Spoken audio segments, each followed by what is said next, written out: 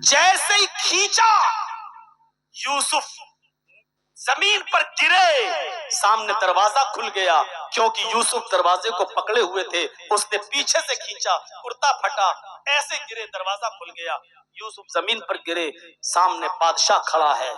غور کرو، بادشاہ پیچھے سے قمیض پھٹی ہوئی، فوراً اس عورت نے جب دیکھا تو دیکھنے کے بعد اپنے شوہر کو دروازے پر دیکھا، جھٹ سے وہی چیز جو میں پہلے کہہ رہا تھا آپ کو، ان کیدکن عظیم، بڑی خطرناک ہوتی ہیں ان کی چالیں، تو یوسف علیہ السلام پر ہی الزام لگا دیا۔ دیکھ رہے ہیں آپ، اندر لے گئی بادشاہ مصر کی بیوی، دروازے بند کیے بادشاہ مصر کی بیوی نے، یوسف کو بلایا بادشاہ کی بیوی نے، لیکن جب پکڑی گئی چوری تو سامنے بادشاہ کھڑا ہے، اور بادشاہ مصر کی بیوی کہتی ہے جو تمہارے اہل کے ساتھ، بیوی کے ساتھ غلط کام کے ارادے سے اندر گھس جائے، کپڑے تک پھٹ جائیں، ایسے شخص کی سزا کیا ہونی چاہیے؟ بالآخر اس یوسف علیہ السلام کو توڑ مروڑ کر الزام لگا کر جیل کے اندر بھجوا دیا۔ مفسرین کے الگ الگ اقوال ہیں، کوئی کہتا ہے کہ 10 سال یوسف جیل خانے میں رہے، کسی مفسر نے لکھا ہے کہ 7 سال جیل خانے میں رہے، ایک لمبی مدت جیل خانے میں رہے۔ خواب کی تعبیر بتائی، مصر میں جب قحط پڑا اس قحط کی تعبیر بتائی تو بادشاہ نے پھر اجازت دی کہ اس کو جیل سے نکالو، اور وہی جو یہ تعبیر بتا رہا ہے وہی اس کا حل بھی بتائے گا، اور کسی بھی طریقے سے ان کو ملک مصر کا بادشاہ بنا دیا گیا۔ اب آپ سوچئے، بچپن سے دور، اپنے باپ سے دور، بچپن میں کنویں میں پھینکے گئے، مصر کے بازار میں بیچے گئے، پھر بادشاہ کے گھر آئے، پھر جوان ہوئے، مختلف مراحل سے گزرے، 7 سال یا 10 سال جیل کی سلاخوں میں بھی رہے، اس کے بعد نکلے اور ملک مصر کے بادشاہ بن گئے، اور بادشاہ بننے کے بعد اپنی قمیص ایک قاصد کو دے کر بھیجا، فلاں بستی میں چلے جاؤ، ایک بوڑھا آدمی ہوگا، اس کا نام یعقوب ہوگا، یہ قمیص اس کو دے دینا، اور اتنا کہہ دینا اس سے کہ یہ قمیص تم پہچان لوگے، وہ بوڑھا آدمی اس قمیص کو پہچان لے گا۔ ایک قاصد کو قمیص دی، اپنی کرتا دیا اپنا، اور اس قمیص کو دے کر قاصد کے ہاتھ سے بھیجا۔ وہ قاصد نہیں جانتا تھا کہ جس کے پاس بھیج رہے ہیں یوسف وہ ان کا باپ ہے۔ وہ قاصد، وہ ایلچی، وہ دودت، وہ میسنجر، وہ پیغامبر جاتا ہے اور یوسف علیہ السلام کی وہ قمیص لے کر اس بستی میں پہنچتا ہے، اور پوچھتے پوچھتے یعقوب کو ڈھونڈ لیتا ہے۔ یعقوب علیہ السلام کے پاس جا کر کہتا ہے ملک مصر کے بادشاہ نے یہ قمیص تمہیں دی ہے، اس قمیص کو دیکھو۔ اس نے کہا یہ قمیص تمہیں دیں گے تو تم پہچان لوگے یہ قمیص کس کی ہے۔ یعقوب علیہ السلام نے اس قمیص کو اپنی ناک سے سونگا، اس قمیص کو اپنے منہ تک لے گئے اور ناک سے سونگا تو اس قمیص نے بتا دیا، یعنی سونگتے ہی یعقوب پہچان گئے کہ یہ قمیص تو یوسف کی ہے، میرے بیٹے کی ہے، میری لخت جگر کی ہے۔ تو یعقوب علیہ السلام نے کہا جس نے یہ قمیص دی ہے اس کا نام یوسف ہے۔ جواب دیا ہاں۔ فرمایا کیف ترکتہ، آئے قاصد، آئے قمیص لانے والے، تم نے اس کو کس حال میں چھوڑا ہے؟ تم نے اس کو کس حال میں چھوڑا ہے؟ یعنی وہ کہاں ہے اور کس حال میں ہے، کیا ہے اس کا پس منظر؟ تو یعقوب علیہ السلام نے جب یہ پوچھا تو اس قاصد نے جواب دیا، تفسیر ابن کثیر پڑھیے اور معالم التنزیل دیکھیے، جب یہ پوچھا کہ کیف ترکتہ، تم نے اس کو کہاں دیکھا، کس حال میں چھوڑا، تو جواب دیا قاصد نے ترکتہ ملک مصر، ہم نے اس کو مصر کے بادشاہ کی حالت میں چھوڑا ہے۔ یعنی اے یعقوب اس وقت وہ شخص بادشاہ بنائے، حکمراں بنائے، ملک کا مصر کا بادشاہ ہے۔ یعقوب علیہ السلام نے سنا کہ میرا بیٹا بادشاہ ہے، ملک مصر کا تخت نشین ہے، بادشاہ ہے، لیکن یہ سن کر ان کو خوشی نہیں ہوئی، رونے لگے اور روتے ہوئے کہنے لگے لا اسألکم عن ھذا، میں یہ نہیں جاننا چاہتا کہ یوسف بادشاہ ہے یا غلام، میں یہ نہیں جاننا چاہتا کہ وہ کس ڈگری پر ہے، کون سی پوسٹ ہے اس کے پاس، میں یہ سب نہیں سننا چاہتا، بس میں یہ جاننا چاہتا ہوں، میرے پوچھنے کا مطلب یہ ہے اسألکم عن ای دین तरकतहु, कि तुमने उसको छोड़ा तो उसका दीन क्या है। मुझे ये मत बताओ कि वो बादशाह है, चेयरमैन है, एमएलए है, एमपी है, क्या है, ये मुझे मत बताओ।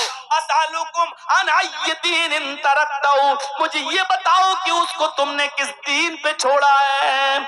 कासिद ने कहा हमने उसको जिस दीन पे छोड़ा है बस इतना जानता हूँ, क़ाला यशहदु अल्ला इलाहा इल्लल्लाह, बस वो ये कहता है कि अल्लाह के अलावा हमारा कोई माबूद नहीं। याकूब अलैहिस्सलाम कहते फिर मेरे बेटे की तरबियत ठीक हुई है। अगर वो अल्लाह को पहचान रहा है, अल्लाह को अपना माबूद समझ रहा है तो कोई बात नहीं, उसकी तरबियत ठीक हुई है। इक़रा बिस्मि रब्बिकल लज़ी खलक़, इस तालीम से जो दीनी तालीम है इससे इंसान अपने रब को पहचानता है। दीनी तालीम को छोड़कर दूसरी तालीम हासिल करने वालों ने मेरे भाइयों ज़रिया माश की तरह किस तरीके से उसको इस्तेमाल किया है वो हमारे और आपके सामने मौजूद है। नजरें डालो, हलाल और हराम की कोई तमीज आज हमारी सोसाइटी के अंदर नहीं रही है। आज किसी को भी देख लो, बैंकों में कितना पैसा उसका जमा है, सूद बढ़ रहा है, उससे पूछो कि सेविंग अकाउंट है उसमें सूद बढ़ता है तुम उसका क्या करते हो, या फिक्स्ड डिपॉजिट तुम्हारी चल रही है उसका क्या करते हो।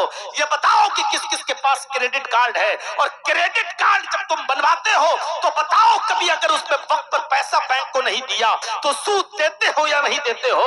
तो मेरे भाइयों आप गौर करें कि उसी नबी ने हमें रब की मार्फत देते हुए इस कमाई को हराम करार देते हुए फरमाया कि दिरहम रिबा याकुलुहु रजुलु वहुवा यालम, अगर कोई शख्स सूद का ब्याज का एक दिरहम खा ले, एक दिरहम 1 रुपए से भी कम होता है, एक दिरहम अगर सूद का खा ले अशद्दु मिन सित्तिन व सलासीन ज़नियतन, गोया कि उसने 36 मर्तबा जिना किया है। अल्लाह के नबी फरमाते हैं 1 रुपया सूद का और जानता है कि ये सूद का है और खाता है तो गोया कि वो 36 मर्तबा जिना करता है। यानी 36 मर्तबा जिनाकार को जिना करने के बाद जहन्नम में जो सजा मिलेगी वो सूद का 1 रुपया खाने वाले को मिलेगी। मेरे प्यारे साथियों जरा तसव्वुर करो कि जिनका कारोबार ही सूद का हो, जो कारोबार ही लेन देन ही जिनका पूरा सूद पे चल रहा हो,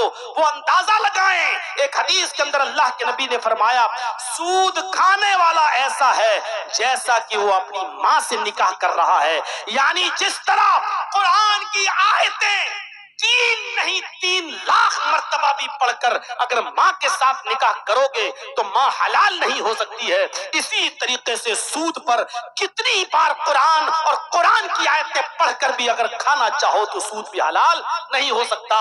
जिस तरह माँ हराम रहेगी उसी तरह सूद भी हराम रहेगा। मेरे प्यारे साथियों ये तालीम आपको कुरान और हदीस की तालीम से मिलेगी, इसलिए रब की मारिफत बहुत जरूरी है। फिर सुनो, याकूब अलैहिस्सलातु वस्सलाम ने सबसे पहले जो सवाल किया वो यही कि कैफ तरकतहु, तुमने यूसुफ को किस हाल में छोड़ा। उसने कहा तरकतहु मलिका मिस्र, मिस्र के बादशाह की हालत में छोड़ा। कहा ला असअलुकुम मन हाजा, मैं इसके बारे में नहीं जानना चाहता। असअलुकुम मन अय्यि दीनिन तरकतहु, मैं ये जानना चाहता हूँ कि तुमने यूसुफ को किस दीन पे छोड़ा। आला यशहदु अल्ला इलाहा इल्लल्लाह, कहा वो तो कहते हैं कि अल्लाह के अलावा कोई माबूद। आपने अपने औलाद को क्या तालीम दी, क्या तालीम दी है आपने अपनी औलाद को, अपने रब के बारे में क्या समझाया है, अल्लाह की जात और उसकी मार्फत के बारे में आपने अपनी औलाद को क्या सबक सिखाया है। जिस तरह बाप का किरदार होता है औलाद की तालीम और तरबियत में, उसी तरह माँ का किरदार भी होता है अपनी औलाद की तरबियत में। आपने सुना है एक डाकू था, एक डाकू हमारे उत्तर प्रदेश में जिसका नाम था सुल्तान डाकू, बहुत मशहूर डाकू था। पकड़ा गया, मुकदमा चला, फांसी की सजा हुई और फांसी के दिन उससे जब आखिरी आरज़ू पूछी गई तो कहता है मुझे मेरी माँ से मिलना है। जब उस डाकू के सामने उसकी माँ को लाया गया, जल्लाद भी खड़ा है, जेलर भी खड़ा है, جیلر نے کہا لے مل لے اپنی ماں سے، اور کچھ؟ کہا ہاں اگر پورا کر سکتے ہو تو بتاؤ۔ کہا ٹھیک ہے کوشش کریں گے، بولو کیا چاہتے ہو، تمہارے پاس زیادہ وقت نہیں ہے؟ اس نے کہا مجھے زیادہ وقت کی ضرورت بھی نہیں ہے، بس اتنا چاہتا ہوں کہ مجھ سے پہلے میری ماں کو تختے دار پہ لٹکا دو، بس اتنا چاہتا ہوں کہ مجھ سے پہلے میری ماں کو پھانسی دو۔ دونوں کہنے لگے پاگل ہے کیا، سزا تجھے ہوئی، پھانسی اس کو کیوں دو، اور اس کی کیا غلطی؟ کہا ساری غلطی اسی ماں کی تو ہے۔ جیلر صاحب جب میں 5 سال کا تھا، میری ماں بہنوں اگر تمہیں کپڑے دکھانے سے فرصت مل گئی ہو، اگر تمہیں اپنا زیور دکھانے سے فرصت مل گئی ہو تو سنو، اپنی اولاد کی تربیت میں تمہارا کردار سب سے نمایاں کردار ہوگا۔ اگر تم نے اپنی اولاد کی تربیت اچھی طریقے سے کر دی تو کیا کہا سلطان ڈاکو نے؟ جب میں 5 سال کا تھا میری ماں نے مجھے پیسے دیے کہ بیٹا کرانے کی دکان پہ چلے جاؤ اور انڈا لے کر آؤ۔ میں دکان پر گیا، میں نے کرانے والے سے کہا ایک انڈا دے دو، اس نے انڈا دیا، اس نے مجھ سے کہا پیسے دو، اور میں نے اس کو بے وقوف بنا دیا، میں نے کہا پیسہ تو میں دے چکا ہوں۔ اس نے سوچا بچہ ہے جھوٹ تو بولے گا نہیں، میں ہی بھول گیا ہوں گا لینے دینے میں، اس لیے کہا بیٹا کوئی بات نہیں، پیسے دے دیے تو کوئی بات نہیں، جاؤ۔ جب میں انڈا لے کر اپنی ماں کے پاس آیا، میں نے کہا ماں انڈا بھی لے لو اور پیسہ بھی بچا کے لایا۔ ماں نے کہا کیسے؟ میں نے پوری بات بتا دی۔ دکاندار نے کہا پیسے؟ میں نے کہا دے تو دیے، اس نے بھی کہا دے دیے ہوں گے، اچھا ٹھیک ہے میں ہی بھول گیا بیٹا کوئی بات نہیں۔ ماں نے مجھے سینے سے لگایا جیلر صاحب اور میری پیٹھ تھپتھپا کے کہا بیٹے اس غریبی میں تم نے ایک ٹائم کا کھانے کا انتظام کر دیا، اب یہ پیسہ شام کے کھانے کے کام آ جائے گا، یہ پیسے میں شام کی سبزی آ جائے گی۔ جیلر صاحب اسی دن سے میرا حوصلہ بڑھتا ہے، اسی دن سے میرا حوصلہ بڑھتا ہے، میں چھوٹی موٹی چوریاں کر کے لانے لگا اور میری ماں مجھے پیٹھ تھپتھپانے لگی، پھر میں بڑی بڑی چوریاں کرنے لگا اور پھر بڑا ہوتا گیا، پھر ایک بہت بڑا ڈاکو بن گیا، پھر سرے عام لوٹ کرنے لگا اور جو مال نہیں دیتا تھا اس کا مرڈر کرنے لگا، کھنجر سے چھری سے چاقو سے اس کو مارنے لگا۔ کسی کا قتل کر دینا میرے لیے معمولی بات ہو گئی، بس مجھے مال چاہیے، اگر آسانی سے کوئی دے دیتا تو ٹھیک ہے، نہیں دیتا تو اس کو قتل کر کے میں اس کا مال چھین لیتا تھا۔ جیلر صاحب میں پکڑا گیا، مقدمہ چلا اور مجھے پھانسی کی سزا سنائی گئی اور آج مجھے پھانسی دی جا رہی ہے۔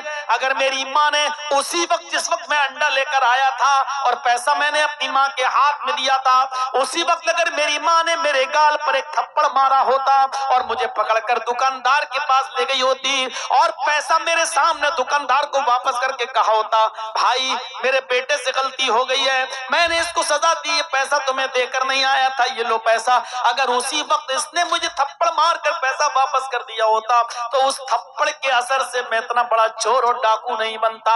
مجھے اس منزل تک اور اس مقام تک پہنچانے والی میری ماں ہے، اگر مجھے پھانسی دی جا رہی ہے تو مجھے پھانسی کے تختے پر پہنچانے والی ماں کو زندہ کیسے چھوڑا جا رہا ہے؟ میری ماں، میری بہنوں، اگر تم نے میری بات سنی ہے تو اندازہ لگاؤ ایک عورت کا کردار کیا ہوتا ہے، اس نے اپنی بچے کو کیسی تربیت دی اور بچہ کیا بن گیا۔ اور اس کے برعکس دوسرا واقعہ آپ کے سامنے آنا چاہیے، شیخ عبد القادر جیلانی بغدادی رحمت اللہ علیہ کا، جن کو آج مسلمانوں کا ایک بہت بڑا طبقہ پیران پیر کہتا ہے۔ پیران پیر بلکہ ان کو دستگیر تک کہہ دیتا ہے۔ دستگیر، جانتے ہو دستگیر کس کو کہتے ہیں؟ اللہ کو گرنے سے بچانے والا دستگیر۔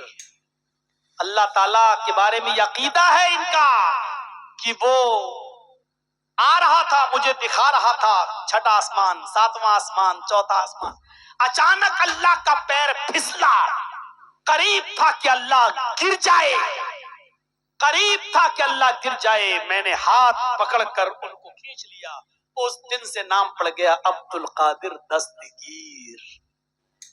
اللہ پھسل گیا، اللہ گر گیا، اور اللہ کو گرنے سے بچانے والے کون تھے؟ अब जिन के अकीदे ये हों उनसे क्या तवक्को रखी जाएगी। अब्दुल कादिर जिलानी की उम्र जब 12 साल की थी तो ये काफिले वालों के साथ जा रहे थे। माँ ने 40 अशरफियां इनके कुर्ते के अस्तर में सिल दी और कहा बेटे तुम जा तो रहे हो, इनके साथ रहना, अलग मत होना, और याद रखना हालात कितने भी खराब हों, कितने भी नाजुक हालात हों, कितनी भी बुरी कंडीशन हो, कैसे भी हालात हों, लेकिन बेटे झूठ कभी मत बोलना। चाहे कितने बुरे हालात पैदा हो जाएं, तुम झूठ मत बोलना, हमेशा सच बोलना, झूठ मत बोलना। ये नसीहत करके माँ ने अपने बेटे को, 12 साल के बच्चे को रुखसत कर दिया। ये काफिला रवा दवा हो गया, चलने लगा, और जब ये कहीं गुजर रहा था सहरा और जंगल से, वही डाकू छिपे हुए थे चोर, उन चोरों ने इस काफिले पर हमला कर दिया, सबका माल लूट लिया। इस बच्चे के पास से भी एक चोर गुजरा और कहने लगा, ए लड़के तेरे पास भी कुछ है, आए बच्चे तेरे पास भी कुछ है। अब्दुल कादिर जिलानी ने कहा हाँ मेरे पास भी है। चोर आ गया करीब, क्या तेरे पास भी है? कहा क्या है? कहा 40 अशरफी। अरे कहाँ है भाई, मुझे तो नहीं दिख रही हैं, कहाँ है? कहा ये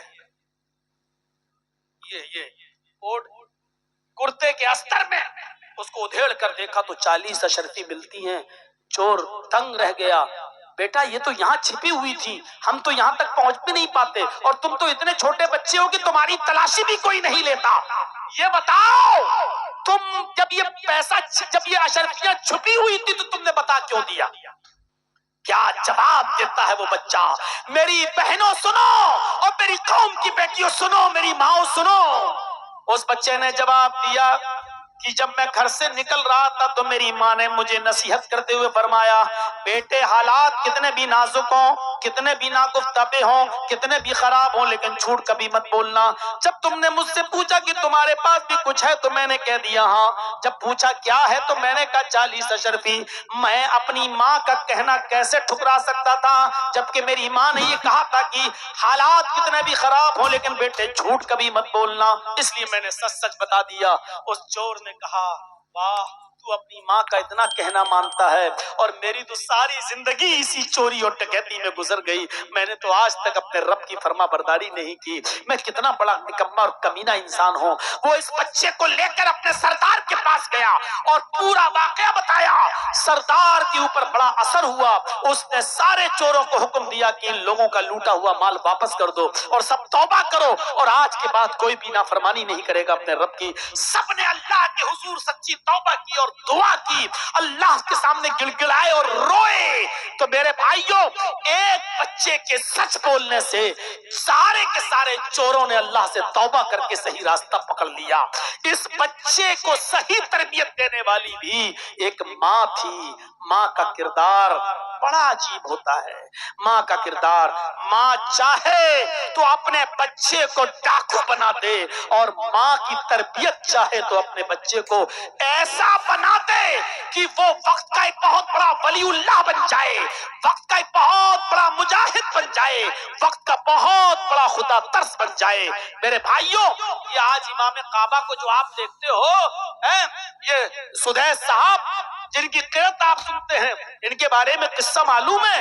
ये कोई शरारत कर रहे थे तो माँ ने गुस्से में बद्दुआ दी। आज की माँ क्या बद्दुआ देती, मर जा कुत्ते, दिखता नहीं कुत्ते, सताता है तो।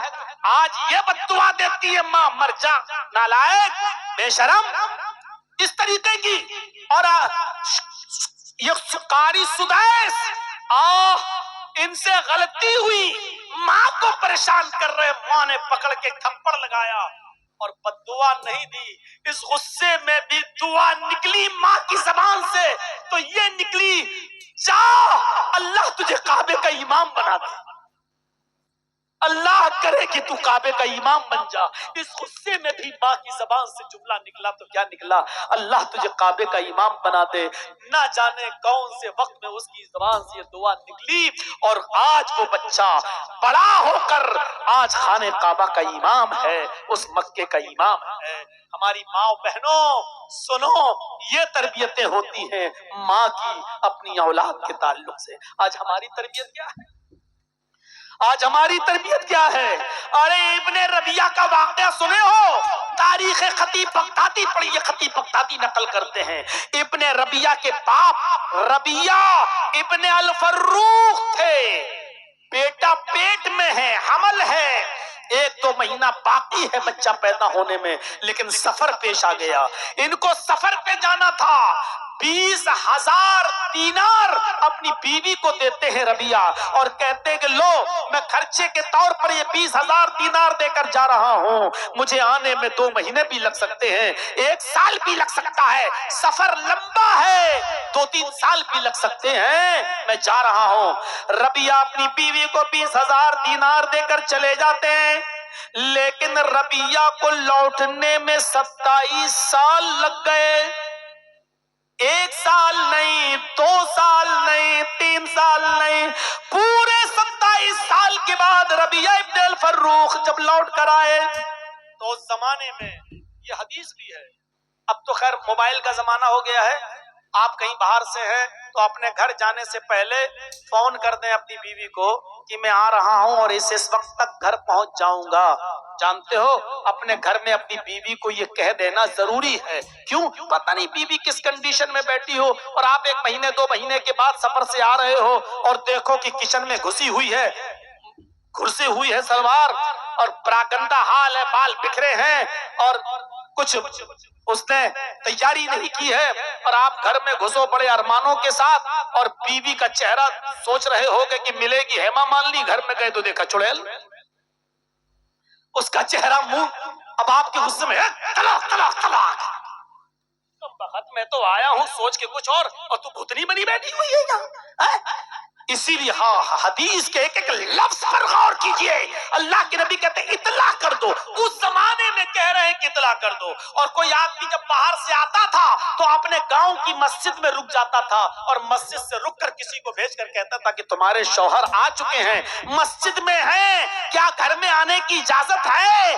اگر بیوی اجازت دیتی تو شوہر گھر میں جاتا اور بیوی نہیں دیتی تو وہ مسجد ہی میں رہتا، اتنی دیر میں بیوی اپنا میک اپ کر لے، بن سور کر تیار ہو جائے تاکہ میرے شوہر کی نظر مجھ پہ پڑے تو وہ ہم کو اچھے انداز میں دیکھیں۔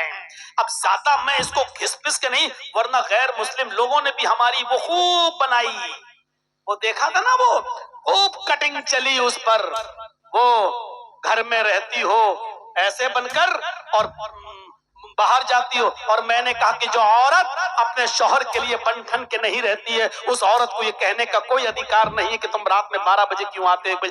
کتنا لوگوں نے اس پہ انسٹاگرام پہ چلایا، غیر مسلموں نے بھی اس پہ 1-1 کروڑ روپیہ کمایا۔ میرے بھائیوں ذرا غور کرو، اس کو اتنا اچھالا اس کو کہ آج تمام اب تو ٹرینوں میں جاؤ تو ٹوپی نہ لگاؤ تو غیر مسلم بھی پہچان لیتے ہیں مجھے، آپ کی شکل وہ لگ رہی ہے، یوٹیوب والے مولانا لگ رہے ہیں آپ، وہی ہے نا، وہی ہے نا۔ اب تو یہ حال ہو گیا ہے کہ اگر پینٹ شرٹ پہن کے بھی سفر کرو تب بھی لوگ پہچان لیتے ہیں، یہ صورتحال ہو گئی اب اس ویڈیو کے بعد سے۔ تو میرے بھائیوں ربیعہ ابن الفروخ جب آئے مسجد میں ٹھہر گئے اور گھر خبر بھجوا دی کہ میں آیا ہوں 27 سال کے بعد، بتاؤ میں گھر پہ کب آ جاؤں؟ تو بیوی نے کہا کہ تم مغرب کی نماز کے بعد گھر پہ آنا۔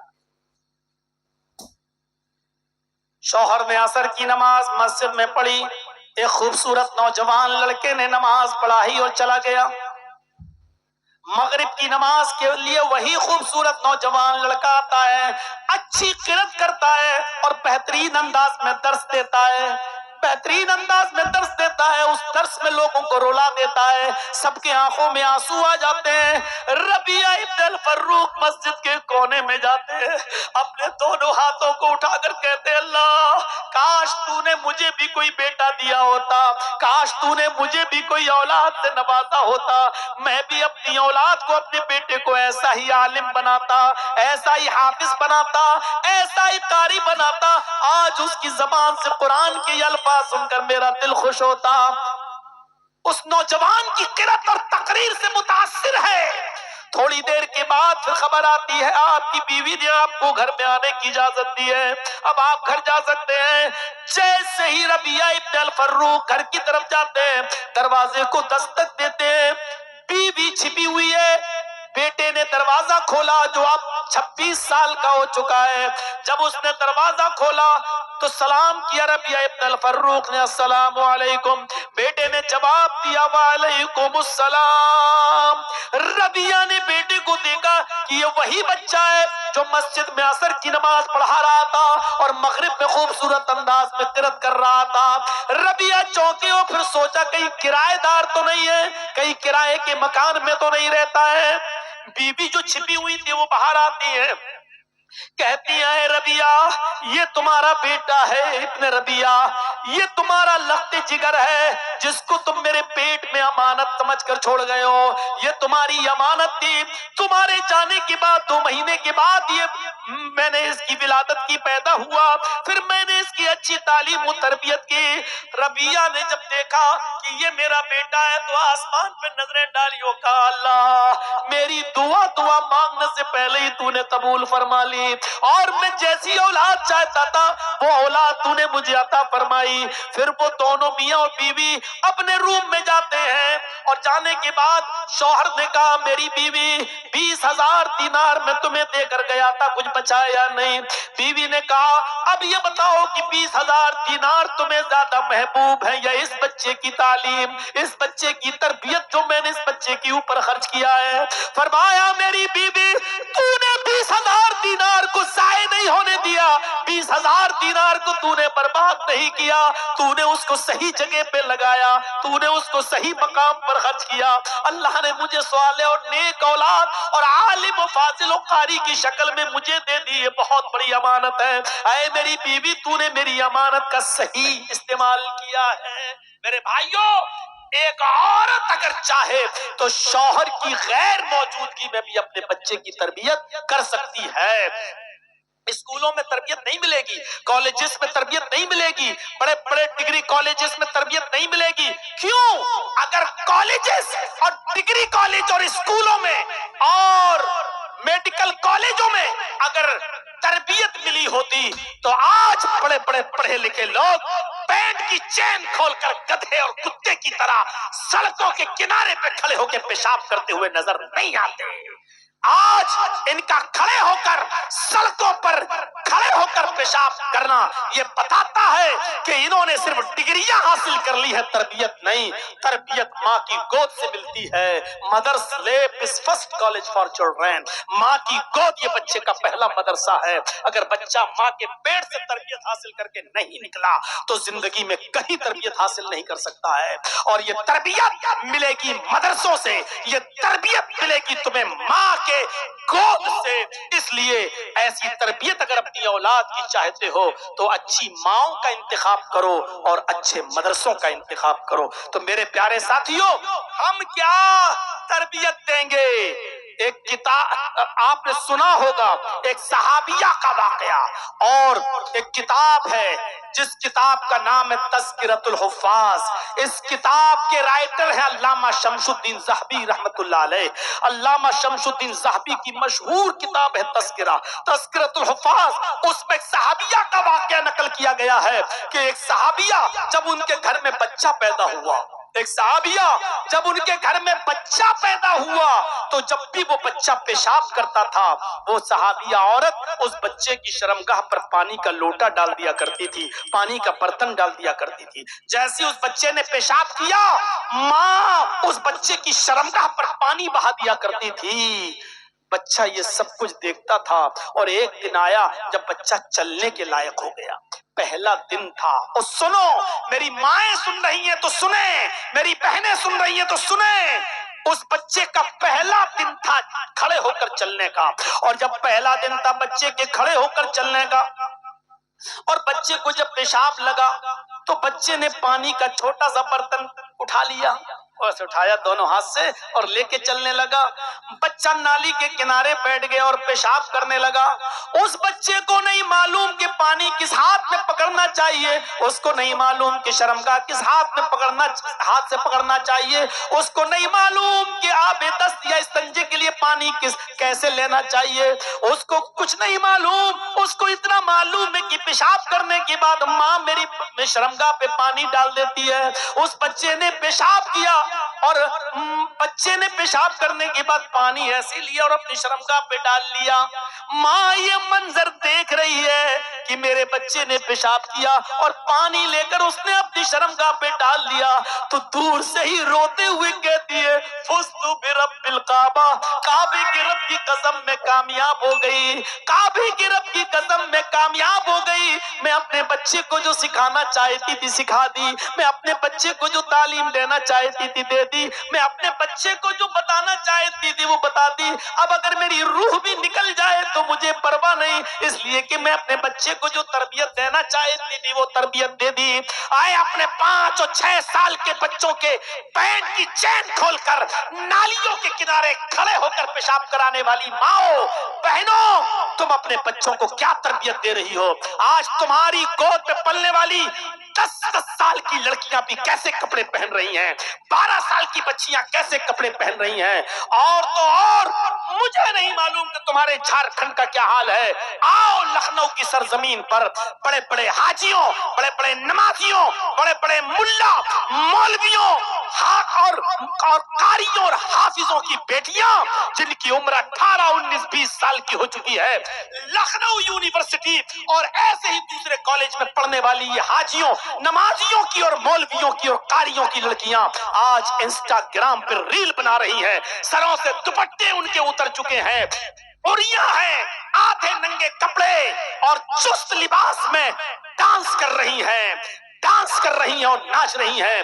اور اپنے سینے کا حصہ دکھا دکھا کر انسٹاگرام پہ پیسے کما رہی ہیں. اور بے غیرت باپ اپنی بیٹی کے اس کارنامے کو ترقی کہتا ہے, ترقی کی دنیا کہتا ہے, ماڈرن زمانہ کہتا ہے. اس سے بہتر تھا کہ تم مر جاتا حاجی نہ کہلاتا, اس سے بہتر تھا کہ تم مر جاتا مولوی نہ کہلاتا, اس سے بہتر تھا کہ تم مر جاتا قاری نہ کہلاتا. میرے بھائیوں, یہ لکھنؤ کی سرزمین پر یہ سارے منظر انسٹاگرام پر دیکھے جا سکتے ہیں اور یہ سب ہو رہا ہے. اس لیے ماؤں کی ضرورت ہے کہ اچھی تربیت دیں اپنی اولاد کو. دینی جلسوں کے اندر بھی میرے بھائیوں, ابھی جہاں سے ہم آئے اور یہاں تک منظر دیکھیے آپ, برقعے اور اوڑھ کر دکانوں پر کیسی بھیڑ لگی ہوئی ہے اور کیا کیا خریدے جا رہے ہیں, اور ایک ایک دکان پر کتنی عورتیں اور کتنے مرد.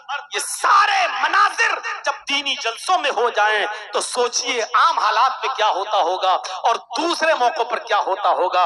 اچھی تربیت کی ضرورت ہے. آج ضرورت سے زیادہ میں چیخ دیا, ضرورت سے زیادہ میں چلا دیا, اور ضرورت سے زیادہ پرانے انداز میں نے آپ کے سامنے خطاب بھی کر دیا. ہمارے شیخ محترم ناظم صاحب تو فجر تک کہہ رہے تھے